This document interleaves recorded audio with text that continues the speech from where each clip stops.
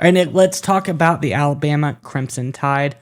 Alabama has been getting more and more recruits as the days go on, and that does not stop today when they get another high level 4-star recruit who I think is going to be a big help for this team in the 2024 season.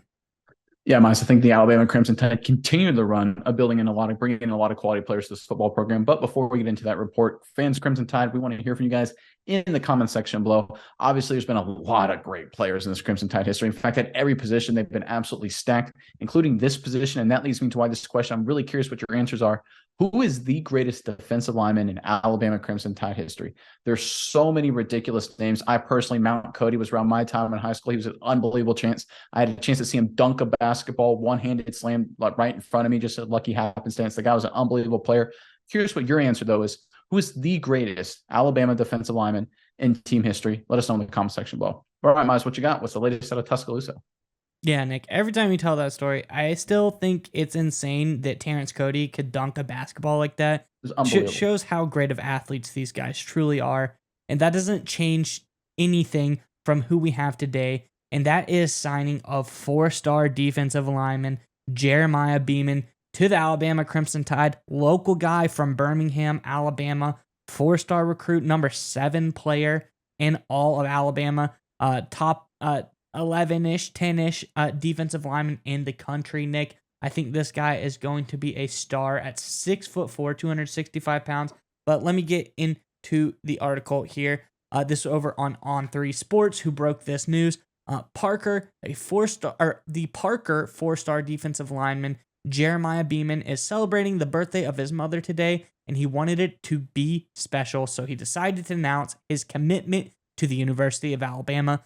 Beeman chose the Crimson Tide over some of the top programs in the country, including Clemson, Florida State, Georgia. The 6'3.5", 250-pound recruit visited Tuscaloosa 3 times between March 4th and April 22nd, and he was noted saying this, Nick: Coach Saban is the GOAT. He puts guys in the position to be great on and off the field, Beeman told On 3 Sports. Nick, I think this is a big-time signing for Alabama because as the country has seen a crazy transfer portal recruiting shift, everything is up in the air as of late. A lot of teams see top-level recruits from in-state get stolen by some of the up-and-coming programs across the country. We see the teams like Oregon go out and take all kinds of top-level recruits from teams around the country.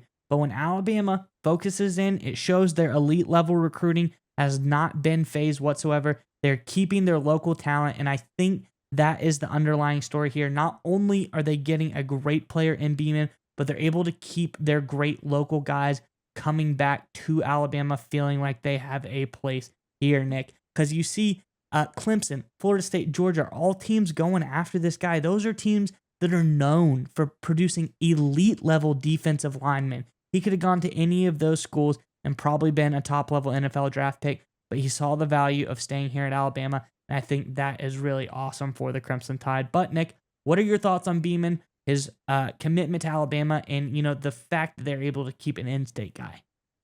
Well, I think the most important thing, and look, obviously Beeman's a really talented kid. I wish him all the best in his career. I think he's going to have an awesome career with the Crimson Tide. He's got all the physical tools, great mindset, great production. I think he's going to slide and be a very early impact player when he comes to Tuscaloosa. But we can take a point at the larger picture, and you brought this up, Miles, and I think it's really important. Alabama has always focused on winning the state of Alabama and also competing in Louisiana and parts of Mississippi as well.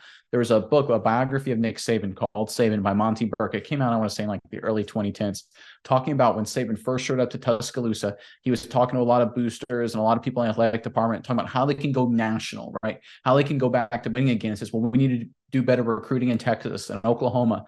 And Nick Saban was like, listen, I was at LSU. The best football talent in the freaking country, in his opinion, was right there in Alabama, right there in LSU. You're talking about Mobile, Birmingham, Tuscaloosa. You're talking about parts of that LSU area, Baton Rouge area of Louisiana, parts of Mississippi as well. he said, if we can win these areas and really commit and dominate these areas, we'll win national titles. And that's exactly what he did. And they obviously won, I think, 3 titles in 4 years, very early on in his era in Alabama, because he focused on winning the state of Alabama. And the fact that he continues to do that at such a high level proves to me that this is not a dynasty on decline. The Georgia era hasn't come, and there's no going to be an heir apparent. LSU, they look better, but I don't think they're going to overtake Alabama until someone can knock the University of Alabama out of the state of Alabama in terms of recruiting dominance. I see no reason to think that the Crimson Tide can't remain on top of the college football world, competing nose to nose with the schools like the Georgias, the Ohio States, things like that. I see no reason, just because there's so much scary good talent in that area. And look, I'm from Pensacola. I played high school football in Pensacola. I got to see a lot of these guys up close and personal, competing them right across the way in Mobile. How scary good the state of Alabama is. It's almost underrated. I think it actually is extremely underrated with the level of talent in that state. And the fact that Alabama and Nick Saban continue to get these guys, I think, is a great sign for this program.